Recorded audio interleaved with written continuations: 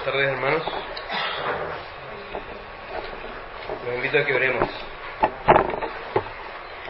Padre bueno, gracias, Señor, porque una vez más estamos reunidos aquí celebrando tu resurrección, celebrando tu misericordia que has mostrado hacia nuestra vida, Señor. Señor, tú sabes que separado de ti nada podemos hacer. Por eso te rogamos que en este momento tu Espíritu Santo nos capacite para escuchar tu palabra, Señor. No queremos ser un terreno infértil para tu semilla, Señor. No queremos ser como las piedras, Señor. No queremos ser como los espinos, Padre. Queremos que tu palabra halle buena tierra en nuestro corazón y germine y dé fruto, Señor. Por eso te pedimos que nos dispongas a ti, Señor, a escucharte, a guardar silencio ante tu palabra, Señor. Y que perdones nuestros pecados, nos limpie de toda maldad, Señor. Nos limpie de aquellos pensamientos también que nos distraen, que nos apartan de ti, nos apartan de oír tu palabra, Señor. Ayúdanos a concentrarnos en este momento, Señor. Y también te pido que me uses en mi imperfección y en mi pecado, Señor, para proclamar tu verdad y nada más que tu verdad, Señor. Que solo tu palabra sea predicada, Señor. Nos encomendamos a ti, en el nombre de Jesucristo nuestro Salvador. Amén. Bien, hermanos, como decía nuestro hermano Esteban, estamos viendo el mensaje de Cristo a la iglesia en Pérgamo. Los invito a que leamos nuevamente lo que el Señor Jesús escribe a esta iglesia, y está en Apocalipsis capítulo 2, versículos 12 en adelante. Dice: y escribe al ángel de la iglesia en Pérgamo: el que tiene la espada aguda de 2 filos dice esto: yo conozco tus obras y dónde moras, donde está el trono de Satanás, pero retienes mi nombre y no has negado mi fe, ni aun en los días en que Antipas, mi testigo fiel, fue muerto entre vosotros, donde mora Satanás. Pero tengo unas pocas cosas contra ti, que tienes ahí a los que retienen la doctrina de Balaam, que enseñaba a Balac a poner tropiezo ante los hijos de Israel, a comer de cosas sacrificadas a los ídolos y a cometer fornicación. Y también tienes a los que retienen la doctrina de los nicolaitas, la que yo aborrezco.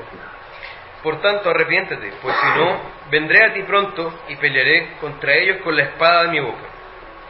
El que tiene oído, oiga lo que el Espíritu dice a las iglesias.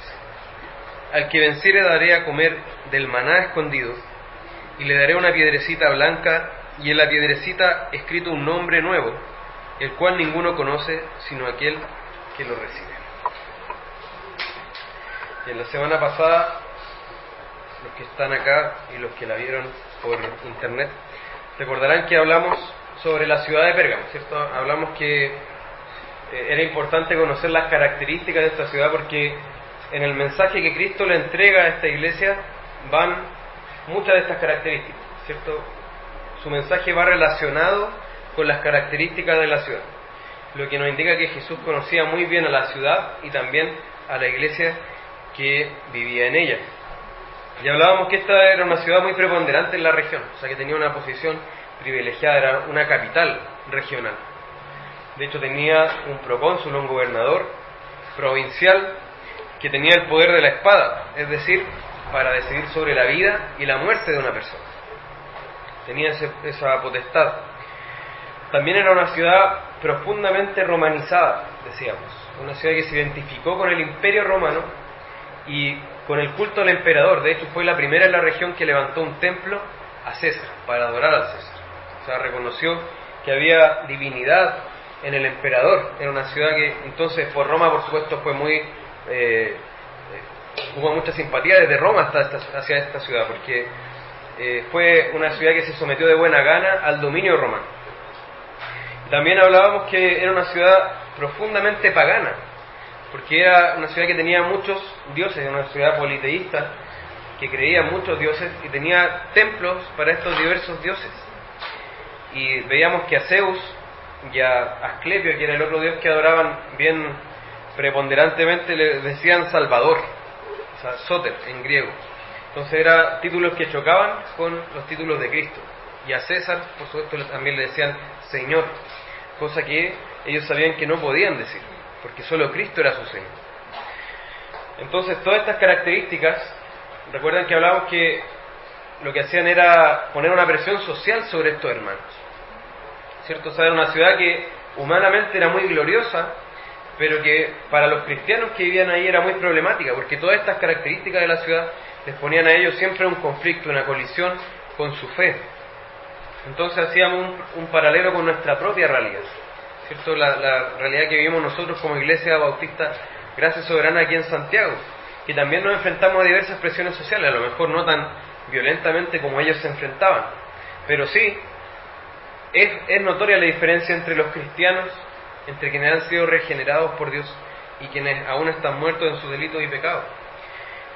Y también nos veíamos tentados, decíamos, a renegar de esta fe. O sea, diariamente nos encontramos con distintas tentaciones que nos invitan a renegar de nuestra fe, ¿cierto? A negar a nuestro Señor, a negar el Evangelio y a sumirnos en los principios que nos enseña nuestra cultura. Por eso llamábamos a cada uno a reflexionar de qué manera nuestra cultura nos está imponiendo sus metas, sus principios, sus objetivos, sus prioridades también. O sea, hemos dicho ya antes, cuando hablábamos también de Esdras y Nehemías, que la manera en que ordenamos nuestras prioridades, cuáles son nuestras prioridades, demuestra nuestra fe, ¿cierto? Nuestra cosmovisión también. Hoy día tenemos, hacíamos alusión a esto, una cultura en la que somos lo que tenemos, ¿cierto? Nos llama a tener más, a demostrar lo que somos más porque tenemos más, porque compramos más, porque tenemos autos más caros, porque tenemos una casa más grande, y tenemos una tentación de a través de las cosas presentarnos ante los demás, ¿cierto? Como superiores. Es una ciudad una cultura altamente sexualizada, ¿cierto?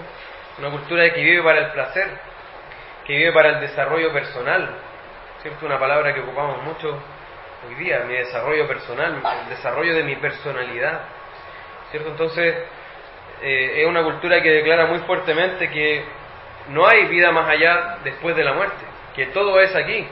Entonces comamos y bebamos porque mañana moriremos. La vida es corta, dicen, y a eso se refieren que hay que vivirla intensamente, y para ellos vivirla intensamente en realidad es muerte, ¿cierto? O sea, es vivir para sus propios intereses, sus propios placeres. Y esta cultura nos llama, nos seduce, para que vivamos de acuerdo a sus prioridades, a sus principios, a sus metas, que son distintas a las que nos plantea Cristo, que Él se plantea ante nosotros como la vida verdadera, como la vida genuina. Él dice: yo soy el camino, soy la verdad y es la vida. Él es la vida está en Él, ¿cierto? También hablábamos de la persecución que sufrieron estos hermanos, de tal manera que habían llegado incluso a matar a algunos de ellos, y se mencionaba a Antipas, ¿se acuerdan? El mártir, el testigo fiel de esta iglesia, que podíamos suponer que habían varios representados en él, en la muerte de Antipas. Y decíamos que había sido ordenado por el apóstol Juan, y él había muerto de una manera terrible, ¿cierto?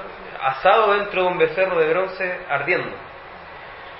Y que con esto los perseguidores de la iglesia y Satanás estaban hablando en serio, ¿cierto? Decían: nosotros vamos a matar, estamos en contra de todo el que quiera vivir la vida cristiana, todo el que quiera seguir a Cristo. Pero también hablábamos que este testimonio de los mártires, lejos de persuadir a abandonar la fe, estaba haciendo que creciera la iglesia, y era un testimonio poderoso, un impulso poderoso, porque las personas podían ver que los hijos de Dios, los cristianos, estaban dispuestos a morir por su Señor, estaban dispuestos a vivir por Él y a morir también por Él. Y ahí hacíamos el paralelo con nosotros, ¿cierto? Si no estamos viviendo por Cristo, no seríamos capaces de morir por Él tampoco.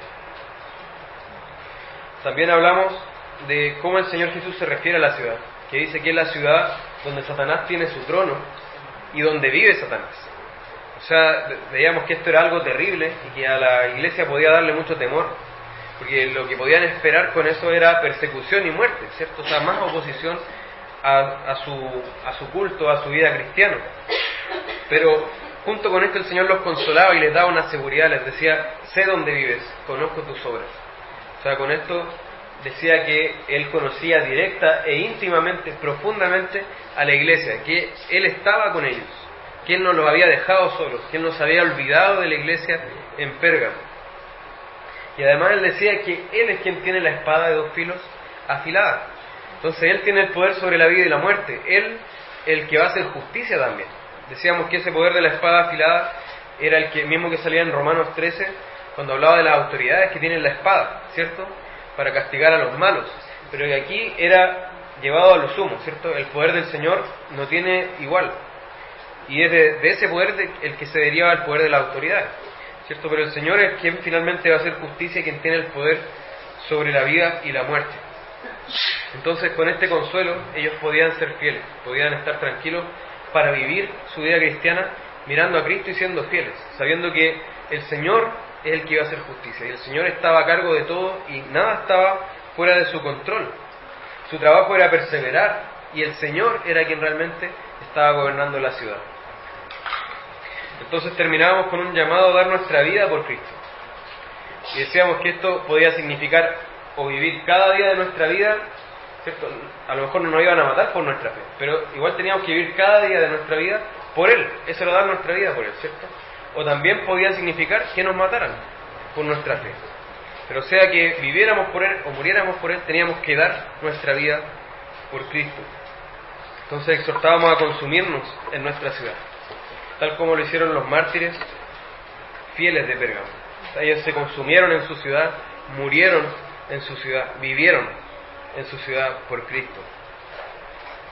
Y el mensaje de hoy se titula Siendo fieles a la verdad. Y se divide en tres partes. Primero, el deber de ser fieles. Segundo, el deber de identificar a los falsos hermanos. Y tercero, el pago de la infidelidad. Entonces comencemos. Primero con el deber de ser fieles. Fíjense, hasta ahora hemos hablado hasta el versículo 13, ¿cierto? Cuando habla de Antipas, el testigo fiel, y que ellos se mantuvieron firmes, no negaron la fe. Pero ¿cómo empieza el versículo 14? ¿Cuál es la palabra que sale ahí? Pero, dice. Pero. Esa pequeña palabra es muy significativa en esto. Una pequeña palabra cortita ya nos marca una transición, ¿cierto?, hacia otra parte del mensaje. El Señor reconocía la perseverancia de estos hermanos en medio de la persecución. O sea, Él los elogió por esto, ¿cierto? Pero eso no impidió que el Señor identificara el pecado de esta congregación y los exhortara a arrepentirse por ese pecado. Y también los reprendiera por ese pecado.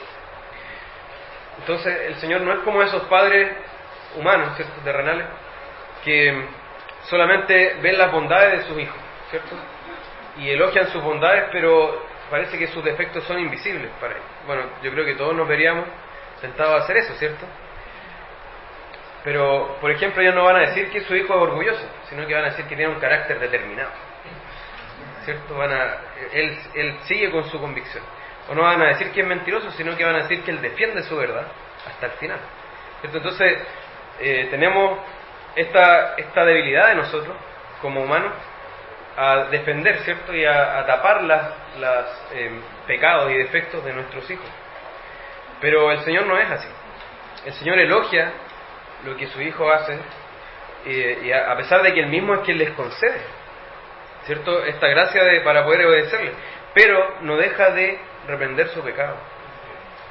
Él tenía que hacerlo. Él es justo, Él es santo, Él es veraz. Entonces Él reprende a esta iglesia cuando cae en pecado y los exhorta a abandonar esta conducta. Ahora, este es un acto de amor. O sea, alguien podría decir, bueno, que es malo el Señor, pero es un acto de amor. La palabra identifica la disciplina con amor verdadero. Es un acto de genuino amor paternal del Señor. No es un acto de crueldad ni de un ser implacable simplemente. Dice Hebreos 12, 6 al 8, Hijo mío, no tomes a la ligera la disciplina del Señor, ni te desanimes cuando te reprenda, porque el Señor disciplina a los que ama y azota a todo el que recibe como hijo. Los que soportan lo que soportan es para su disciplina, pues Dios los está tratando como a hijos. ¿Qué hijo hay a quien el Padre no disciplina? Si a ustedes se les deja sin la disciplina que todos reciben, entonces son bastardos y no hijos legítimos. Entonces el Señor está diciendo, el amor verdadero paternal es un amor que busca la santidad de los hijos, ¿cierto? Y los va a disciplinar cuando tenga que hacerlo. Si no los disciplina, lo está tratando como hijos bastardos, es decir, como hijos ilegítimos, como hijos no reconocidos. ¿Se entiende la idea? O sea, nosotros ya no tenemos ese concepto, pero antes ese concepto era muy fuerte.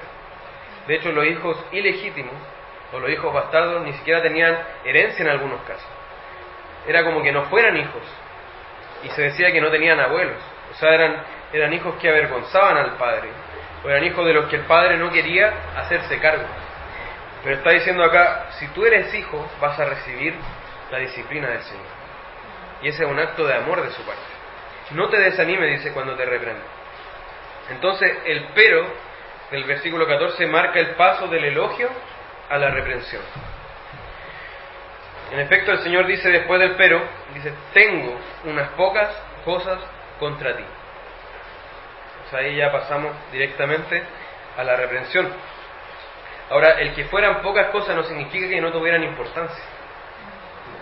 No nos confundamos en ese sentido.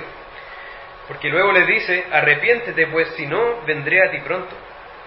O sea, el Señor con esto está diciendo, estoy hablando en serio. O sea, que sean pocas cosas no me va a impedir ir visitarlos si es necesario. Y como vamos a ver más adelante, ese vendré pronto tiene que ver con que Él vendrá con juicio a esa iglesia.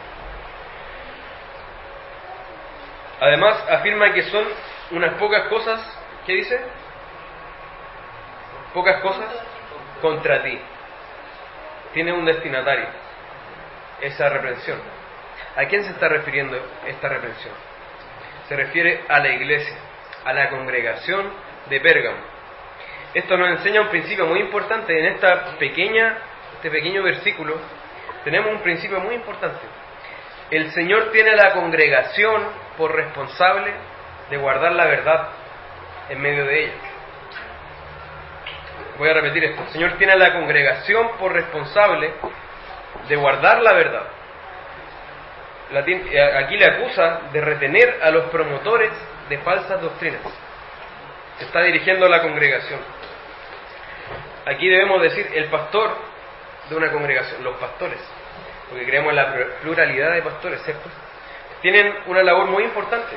La palabra dice que presiden a los hermanos en la fe, ¿cierto? En Tesalonicenses, si no me equivoco, habla de esto. Y debe presentarse a Dios como un obrero aprobado que usa bien o que traza bien la palabra de verdad, ¿cierto? Tiene una labor muy importante de instruir a los hermanos en la fe. Pero la responsable última, a la que el Señor le va a pedir cuentas finalmente de si retiene la verdad o si retiene a falsos maestros, es la congregación. Son los miembros de la iglesia, en pleno, ¿cierto? Como un todo. Son ellos a quienes el Señor pide cuenta. Es a ellos a quienes demanda que sean fieles. Y los reprende en caso de que no lo sean, y los elogia en caso de que se mantengan en la verdad, como lo hizo con la iglesia de Éfeso, ¿cierto? Dijo, tú identificaste a los falsos apóstoles y los expulsaste, cosa que no hicieron estos hermanos de Pérgamo. Fíjense lo que dice el pastor Mark Dever. Dice, Pablo enseña implícitamente a los Gálatas, acá se está refiriendo a Gálatas 1, cuando Pablo les dice, si alguien viene y les predica otro evangelio, sea anatema. Dice, Pablo enseña implícitamente a los Gálatas, en Gálatas 1, que la congregación es el tribunal decisivo para resolver desacuerdos en asuntos de doctrina. Pablo exhorta a estos cristianos recién convertidos en Galacia, que incluso si él, un apóstol, viniera y les predicara un evangelio diferente de aquel que ellos ya habían aceptado, ellos deberían rechazarlo. Lo mismo han de hacer si se tratara de un misionero errante. Es interesante que Pablo pida tal cosa a cristianos recién convertidos. Él no está escribiendo a los ancianos. Y eso que está escribiendo sobre un asunto de la mayor relevancia teológica, sobre el Evangelio. Aún así, él deposita su confianza en ellos. El Evangelio los ha salvado y su contenido cognitivo y proposicional es incluso más significativo que las declaraciones de origen apostólico. Pablo asume que ese mensaje del Evangelio es claro, incluso para creyentes recién convertidos. Entonces ahí tenemos otra evidencia en Gálatas de que Pablo responsabiliza a los hermanos, a la iglesia de Galacia, de que mantenga la integridad doctrinal, mantenga la verdad. A eso nos estamos refiriendo. Entonces, Iglesia Bautista Gracia Soberana, ¿qué diría el Señor de ti? Si te escribe en este sentido. De ti lo va a demandar. O sea, de ti como iglesia. Aquí estoy hablando a la Iglesia Bautista Gracia Soberana. De ti lo demandará, a ti te pedirá fidelidad. A ti te tendrá por responsable. A ti hermano, a ti hermano, a ti, a mí, a nosotros nos tendrá por responsable de esto. Por favor, que se nos quede bien grabado. Porque acá está claro. Si el Señor le va a pedir cuenta a alguien, es a nosotros, como iglesia. No solo a los hermanos que predican, no solo al liderazgo. A ti, hermano, que estás sentado en tu silla escuchando, a ti te reprenderá si admites aquí adelante a quienes enseñan falsas doctrinas. O si admites en tus reuniones a quienes abrazan mentiras y falsedades. O si admites en la comunión de los santos a uno que vive o predique según el error. Entonces a ti con nombre y apellido el Señor te dice, eres responsable de esto. Lo sepas o no, lo desees o no, lo busques o no, te guste o no, estés de acuerdo o no, estés cansado o animado, tengas ganas o no, estés preparado o no, ante Dios tienes el deber de velar por la integridad doctrinal y moral de esta iglesia. Tú como hermano de esta iglesia tienes ese deber. Ahora, fijémonos en algo interesante. La persecución y el sufrimiento que ellos estaban padeciendo no los excusó de este deber. Ellos no se libraron de este deber de guardar la verdad porque estaban siendo perseguidos. El Señor no dijo, bueno, vamos a ser un poco más flexibles con estos hermanos, mal que mal, fíjense que han matado a algunos entre medio de ellos, fíjense que están sufriendo, que los acosan, que los humillan, entonces no vamos a ser tan estrictos con esta iglesia y vamos a dejar que tengan a falsos maestros o falsos hermanos en medio de ellos. No, el Señor no dijo eso. Todo este sufrimiento no los excusó, hermanos. Entonces seamos claros, su dolor, su sufrimiento, sus padecimientos, sus mártires, las humillaciones de que eran víctimas, todo esto era real. Era real, hermano. Ellos estaban sufriendo.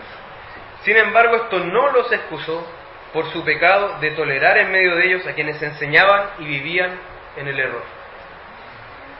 Ellos simplemente no podían tolerar esto porque el Señor no lo tolera. El Señor lo aborrece. El Señor abomina la mentira, aborrece a los mentirosos y a los que viven impíamente. Debemos amar lo que Él ama y aborrecer lo que Él aborrece. Dice el salmista en Salmo 7:11, Dios es juez justo y Dios está airado contra el impío todos los días.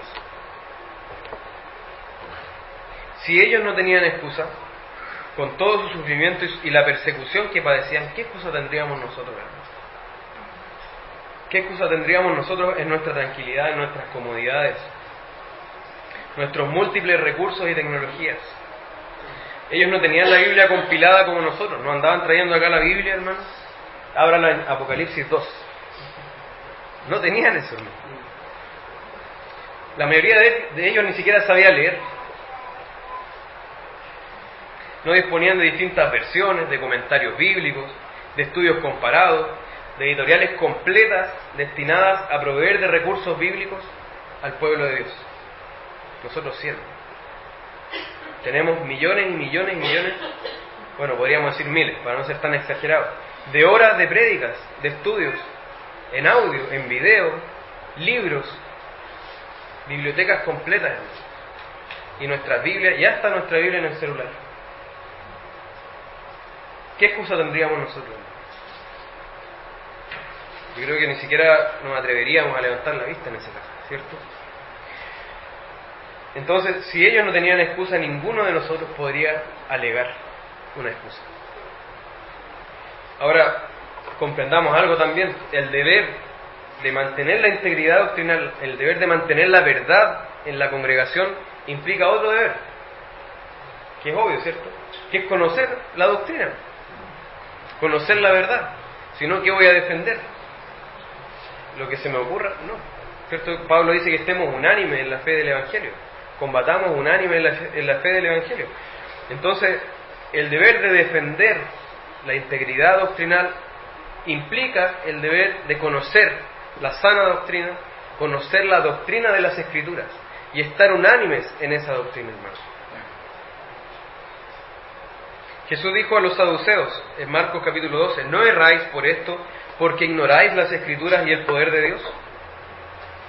Todo error y toda mentira tienen esta misma base: ignorar las Escrituras o rebelarse abiertamente contra lo que ellas dicen. Porque también podemos conocerla y decir: no, yo no creo eso, voy a hacer lo contrario, voy a inventar mi propio camino. Entonces, si ellos no tenían excusa para instruirse, porque el Señor les demanda que los expulsaran, entonces ellos tenían que saber responder primero y saber identificarlo. Entonces, si ellos no tenían excusa para instruirte, tú menos, nosotros menos. No podemos decir que no tenemos los recursos, hermano. No vamos a poder excusarnos.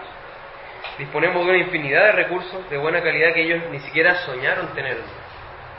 Entonces, preparémonos, porque el Señor nos va a pedir cuenta. Como decíamos, tengamos ganas o no, querámoslo o no, se nos olvide o lo tengamos súper presente, nos va a pedir cuenta. Por otra parte, analicemos otro asunto. Ellos estaban sufriendo, ¿cierto? El Señor, sabemos que utiliza el sufrimiento muchas veces para guiarnos a Él, ¿cierto? Para probar nuestra fe, y dice que después de probada como el oro, sea hallada en alabanza, gloria y honra para el Señor, cuando el Señor se manifiesta. Pero ¿qué pasa también? El dolor puede engañarnos, hermanos. Podemos comenzar a victimizarnos. Podemos, con el dolor, centrarnos en nosotros mismos. Es una tendencia muy peligrosa, ¿cierto? Estoy sufriendo, vean cómo sufro, soy una víctima del mundo, soy una víctima de Dios. ¿Se fijan? Podemos engañarnos. Entonces, puede que busquemos el alivio por el alivio, y no el alivio en el Señor. Porque el Señor, si nos hace pasar por sufrimiento, es para que lo busquemos a Él, el alivio que tenemos en Él, ¿cierto? Pero a veces podemos buscar el alivio por el alivio. O sea, si nos ofrecen morfina, morfina. Lo único que quiero es no sentir esto. Pero no estamos buscando al Señor, que es el que nos va a dar el genuino alivio, aunque sigamos en ese dolor hasta nuestra muerte. Entonces, Él no nos promete quitar de nuestra espalda la cruz, pero sí nos dice que la va a llevar con nosotros. Dice que tomemos su yugo, ¿cierto? Porque su yugo es fácil y ligera su carga. Entonces, puede ser, es muy probable que los hermanos de Pérgamo hayan sido engañados por su dolor, hayan sido engañados en su sufrimiento, en su miedo, en su humillación. Quizá buscaron aliviarse de todo esto con una falsa unidad, con una unidad humana, una unidad artificial, que es aparentemente buena, pero intrínsecamente perversa, hermano. Quizá al ver que eran pocos en la ciudad, que estaban siendo perseguidos, humillados, que estaban sufriendo y siendo martirizados, prefirieron aceptar en medio de ellos a quienes parecían ser cristianos pero no lo eran, a quienes de alguna manera decían: no, yo creo en Cristo, pero realmente con sus obras lo negaban, y también con lo que predicaban. Quizá pensaban: ¿para qué romper la unidad si somos tan pocos? O a lo mejor pensaban: ¿por qué ser tan estrictos y rigurosos si en lo esencial estamos de acuerdo? ¿Por qué separarnos si podemos unir fuerzas en medio de la persecución? Somos tan frágiles, ¿cómo vamos a expulsar al hermano? Si ya venir acá es súper difícil. O sea, nos están persiguiendo, nos humillan. Viene para acá el hermano, está bien, se porta mal, cree y predica otras cosas, pero ¿por qué vamos a ser tan rigurosos con él? ¿Puede ser o no que hayan pensado esto? Probablemente entonces el miedo, el sufrimiento y el dolor los desenfocaron, perdieron el foco.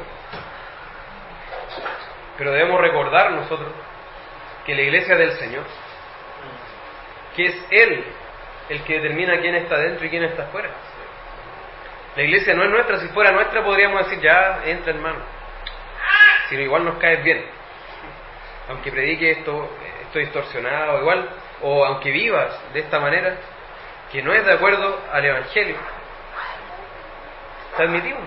Pero no, la iglesia no es un club nuestro. La iglesia del Señor, le pertenece a Él.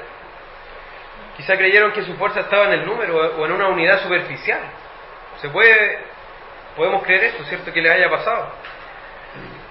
A lo mejor olvidaron que su fuerza estaba en Cristo, como David cuando quiso censar al pueblo, a ver cuántos son, insultando al Señor porque Él era la fuerza del pueblo. La fuerza de la iglesia es ser precisamente casa de Dios, columna y baluarte de la verdad. ¿Y nosotros por qué podríamos desenfocarnos? Tratemos siempre de llevar esto a nuestro terreno, a nuestro contexto. ¿Qué podría llevarnos a olvidar nuestro sustento, la fuente de nuestra fuerza, de la verdad, nuestra regla de fe, nuestro cimiento? ¿Estamos buscando números, hermanos?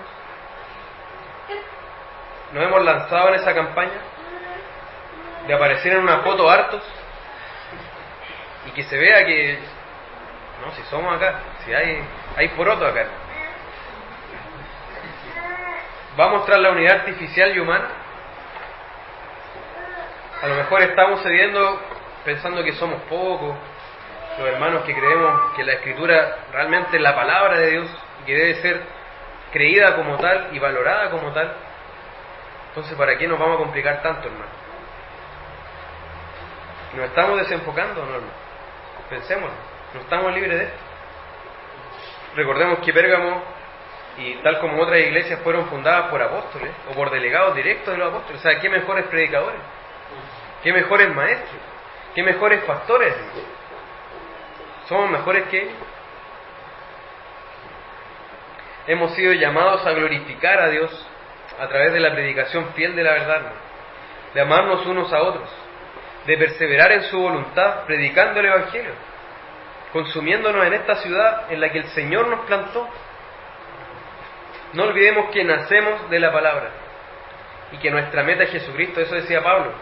Cuando él se extendía, la meta era Jesucristo, y él dejaba todo lo otro atrás como basura, hermanos.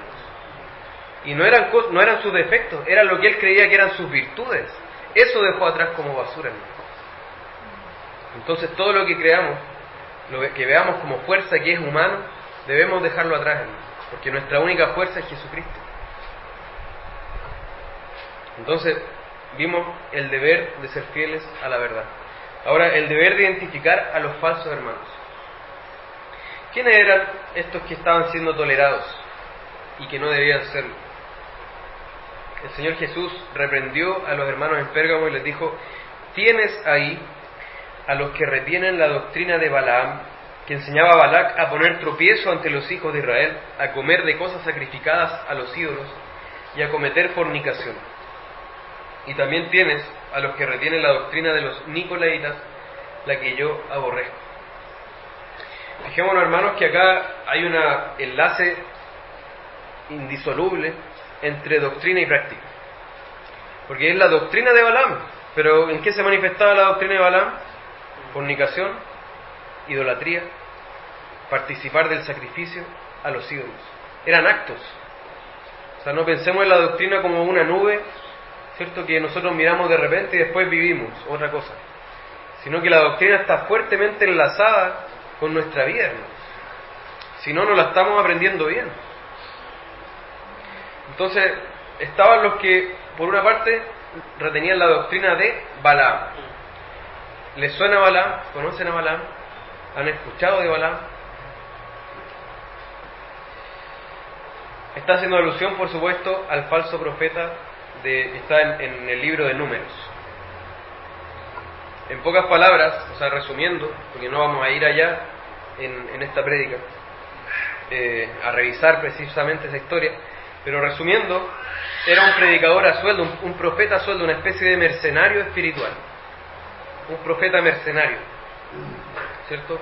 Al que los poderosos acudían para solicitar sus servicios, a fin de que les diera oráculos, o sea, que les revelara, por ejemplo, qué iba a pasar, o que los bendijera, o que maldijera a sus enemigos, ¿cierto? Eran varias las alternativas posibles.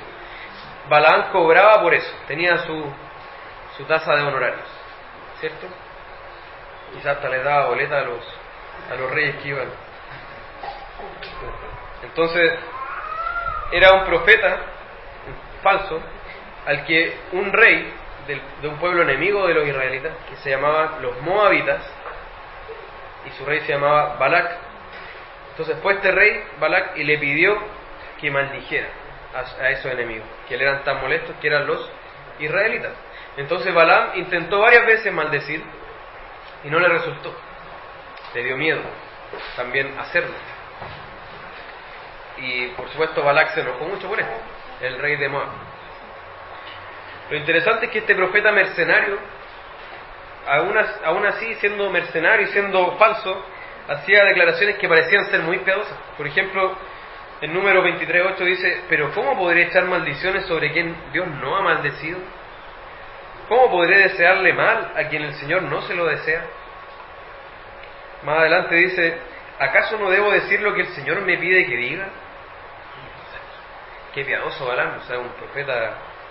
Ni siquiera hay unos que se dicen cristianos y que ni siquiera dicen esto. O sea, Balaam los superaba en este sentido. Súper piadoso, muy temeroso de Dios. Yo no voy a decir nada que el Señor no me diga que yo diga. Yo no voy a maldecir a nadie que el Señor no ha maldecido, no ha maldito, no ha maldito. Entonces, esto nos muestra que los obreros fraudulentos y los falsos profetas aún así pueden tener apariencia de piedad y pueden hacer declaraciones piadosas, pueden hacer declaraciones que son verdaderas, pueden parecer muy devotos, pueden parecer muy piadosos, pero por dentro están muertos, putrefactos, llenos de inmundicia, y arrastran a quienes los siguen a la misma perdición a la que ellos van y están condenados. Pero fíjense lo que pasó con Balaam. A Balaam no le resultó maldecir a Israel, y él sabía que Dios no quería maldecir a Israel, sino que lo quería bendecir. Y él dijo: yo no voy a maldecir a nadie que Dios no maldiga, pero inventó un plan alternativo. O sea, tan hipócrita, tan osado, era tan cara dura, podemos decirlo, perdonando la expresión, que él inventó un plan alternativo que respetaba, por una parte, la palabra de Dios, y él no podía entonces pronunciar maldición, pero lo que hizo fue guiarlo a tropezar. No los puedo maldecir, ya no te voy a ofrecer eso, pero tengo este plan B, que es hacerlos tropezar, que ellos caigan en pecado.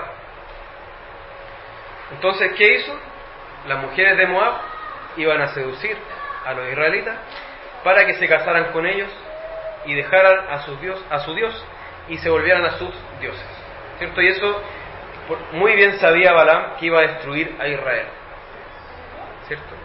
Esos matrimonios mixtos iban a destruir al pueblo de Israel. Esto lo sabemos porque la Escritura dice en Números 31, o sea, algunos capítulos más adelante, dice: Moisés estaba furioso con los jefes de 1000 y de 100 soldados que regresaban de la batalla.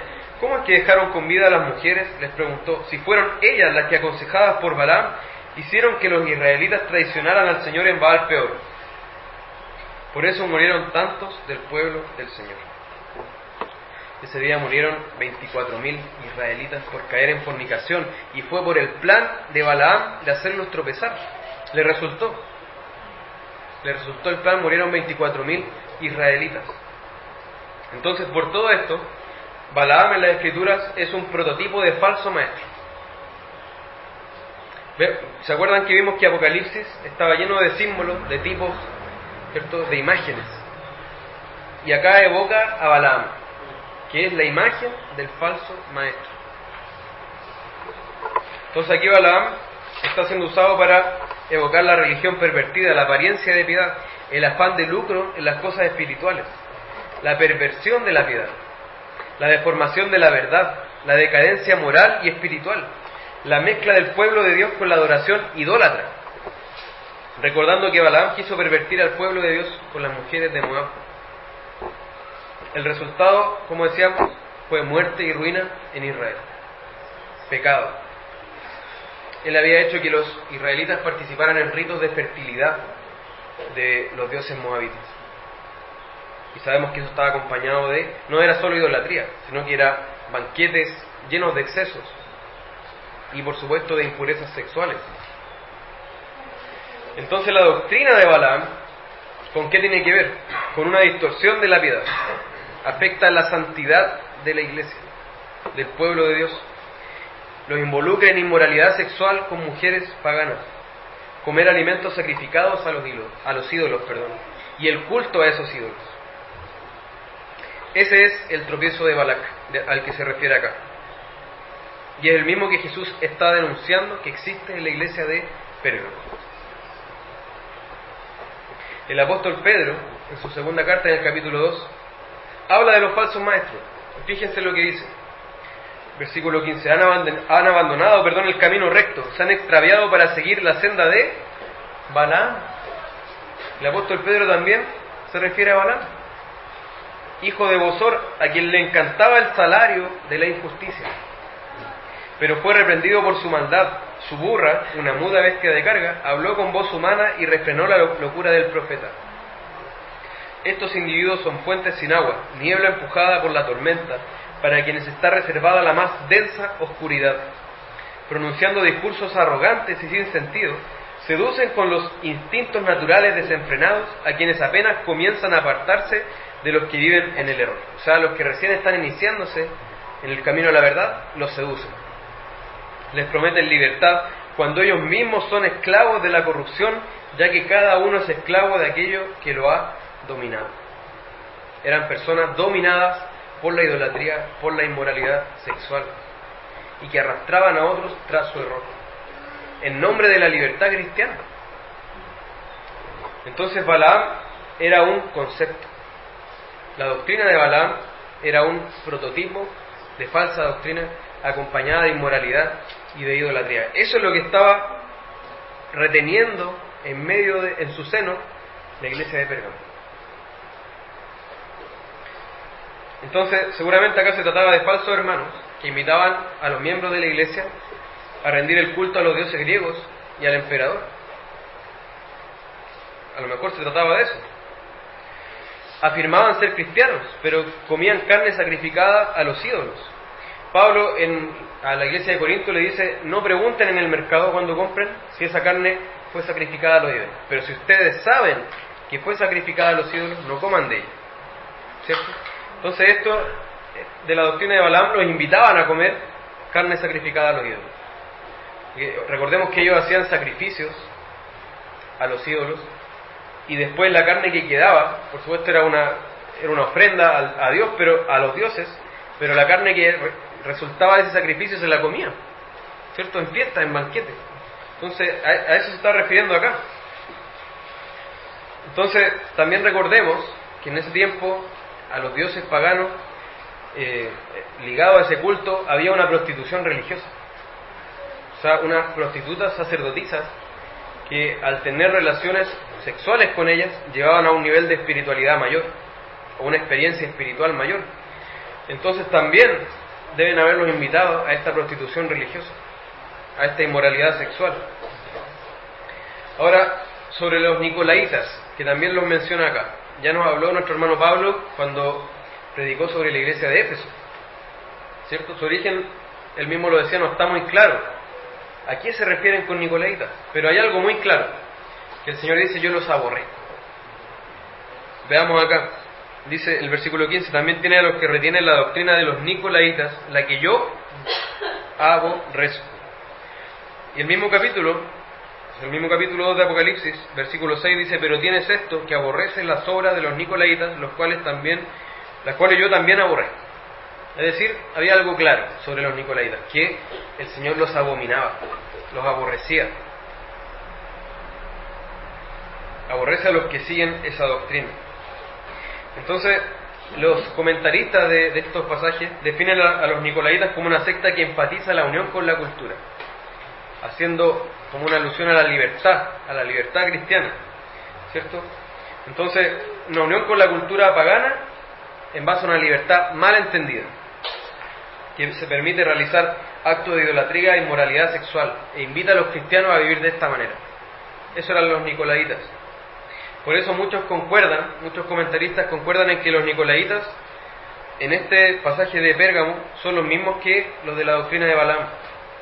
O sea, el Señor está haciendo simplemente otro énfasis, pero serían los mismos falsos hermanos, y que después en Tiatira son los de la doctrina de Jezabel. O sea, porque son las mismas características: culto idolátrico, inmoralidad sexual. Y eso en nombre de una libertad cristiana. Entonces, enseñaban estas perversiones los nicolaitas y arrastraban a los cristianos detrás de sí. Esto era lo que se estaba tolerando en Pérgamo.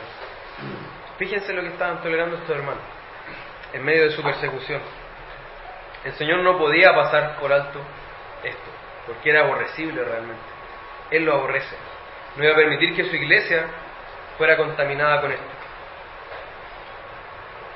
Ahora, ¿a quién podemos acoger nosotros que Dios rechazaría? Pensemos en esto, hermano. ¿A quién podríamos llamar hermano cuando deberíamos llamarlo impío? Palabra que la Biblia ocupa, que no sería una crueldad, sino que la Biblia se refiere de esta manera a ellos. No debemos tolerar, sino rechazar al que predica falsa doctrina y al que vive según esa falsa doctrina, hermano. A los que pervierten la palabra de Dios y enseñan a otros a no guardar los mandamientos de Dios. Debemos expulsar a quienes quieren que la iglesia selle alianzas con el mundo, a quienes quieren implantar en el pueblo de Dios la cosmovisión de la cultura pecaminosa en la que vivimos. Tal como en Esdras 4, ¿se acuerdan en Esdras 4? Cuando vienen estos falsos hermanos a donde el pueblo de Dios que estaba construyendo y le dicen: oye, nosotros también creemos en Dios. De hecho, nosotros creemos hace harto tiempo. Estamos aquí hace harto tiempo, no nos fuimos nosotros. Creemos en el mismo Dios que ustedes. Y los judíos en ese momento le dicen: no, nosotros no vamos a trabajar con ustedes. Porque identificaron que ellos adoraban a otro Dios. Era un culto contaminado con la cultura pagana, con los dioses paganos de ese contexto, de esa región. Entonces recordemos que aunque sea políticamente incorrecto, aunque se vea por otros como falta de amor, la iglesia no nos pertenece. Debemos seguir las instrucciones de Dios para la iglesia. Y si Él nos dice expulsen, debemos expulsar. Si Él nos dice rechacen, debemos rechazar. Si Él nos dice acepten y amen, debemos aceptar y amar. Pero sigamos las instrucciones del Señor. Último punto, el pago de la infidelidad. Nadie puede burlar al Señor, eso está claro, ¿cierto? Él se entregó para santificar a su iglesia, eso dice en Efesios 5. Se entregó para que su iglesia fuera pura y sin mancha ante Él. Presentarse una novia pura. Entonces no va a permitir que los falsos hermanos y los falsos maestros ensucien su iglesia. Por eso anuncia en el versículo 16, solemnemente dice: por tanto arrepiéntete, pues si no, vendré a ti pronto y pelearé contra ellos con la espada de mi boca. Entonces la infidelidad no será olvidada. La infidelidad a la verdad es infidelidad al Señor y no será olvidada. Tampoco va a ser pasada por alto. Ahora fijémonos en su exhortación, Él ordena arrepentirse. ¿Qué implica eso? Porque dice arrepiéntete, ¿cierto? ¿Cuál era el pecado? Tienes ahí, ¿cierto? Ese era el pecado. Versículo 14. Tienes ahí a los que retienen la doctrina de Balaam y a los nicolaitas. Entonces, ¿qué implicaba arrepentirse? Dejar de tener ahí, ¿cierto? O sea, expulsar a estos falsos hermanos, falsos predicadores, excomulgarlos, expulsarlos de la comunión, no admitir hermandad ni compañerismo con ellos.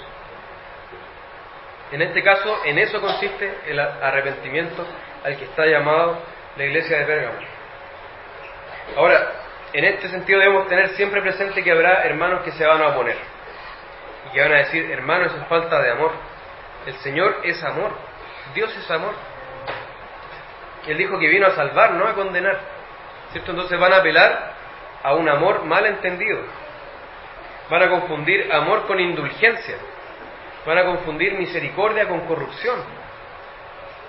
Entonces siempre habrá quienes quieran vivir tranquilos sin exhortar ni ser exhortados, sin disciplina para ellos ni para otros, sin discipulado, sin ser guardados de los hermanos ni ser guardados por los hermanos. Siempre habrá de estos que pongan trabas para obedecer al Señor en este aspecto. Siempre levantarán el lema del mediocre: no seamos graves. Pero Él dice: arrepiéntete, pues si no, vendré a ti pronto y pelearé contra ellos con la espada de mi boca. O sea, debían dejar su actitud de laxitud, de permisividad, y debían obedecer al Señor. Y cuando dice vendré a ti pronto, no se refiere a la segunda venida, sino a que los va a visitar con juicio. Como decía la iglesia de Éfeso: sacaré el candelero de ti y lo llevaré a otro lugar.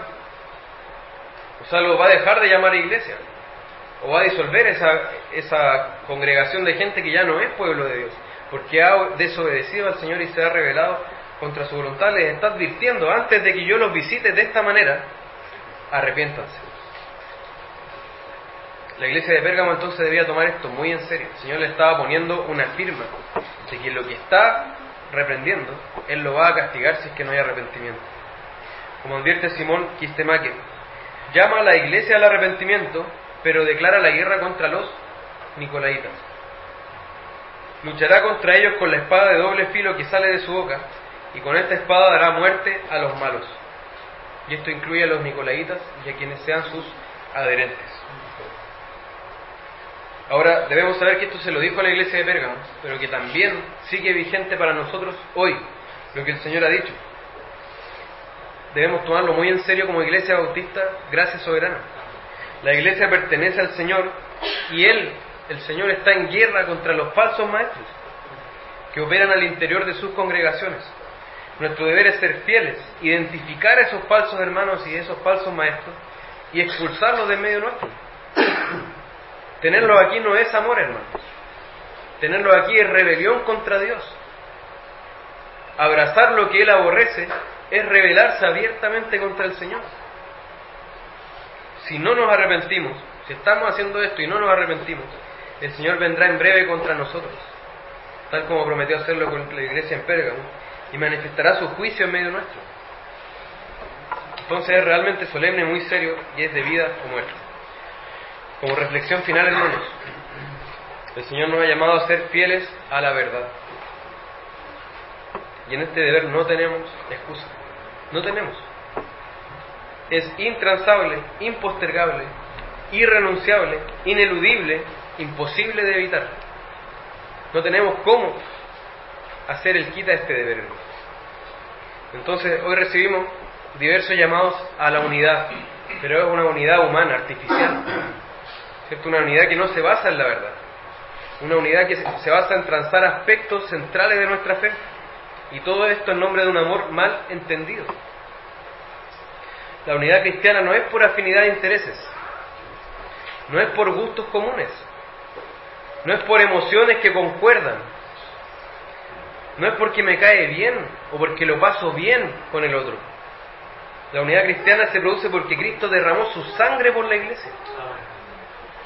Por los suyos, por su pueblo, por su santa novia, para purificarla, santificarla, presentársela a sí mismo sin mancha ni arruga, hermanos.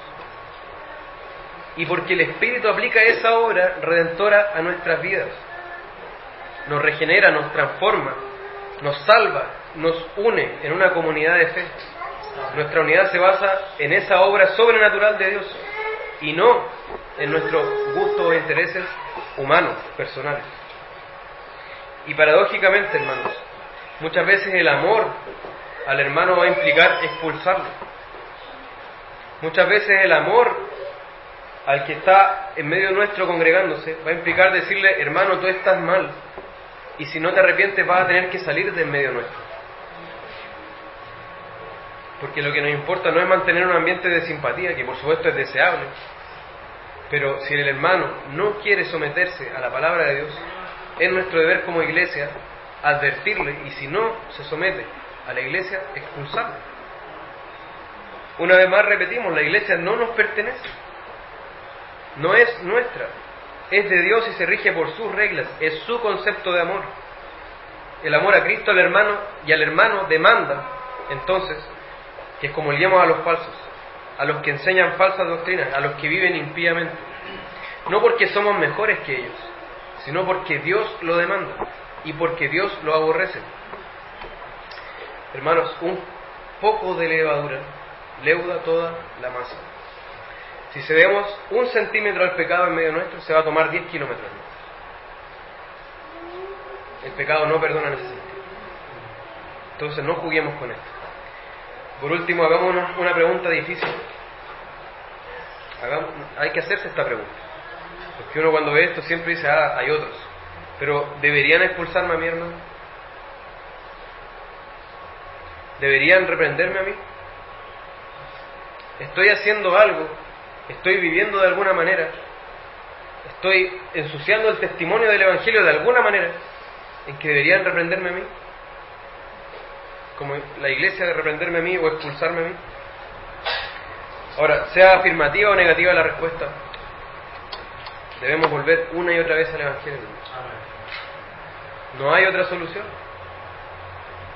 No hay otro camino.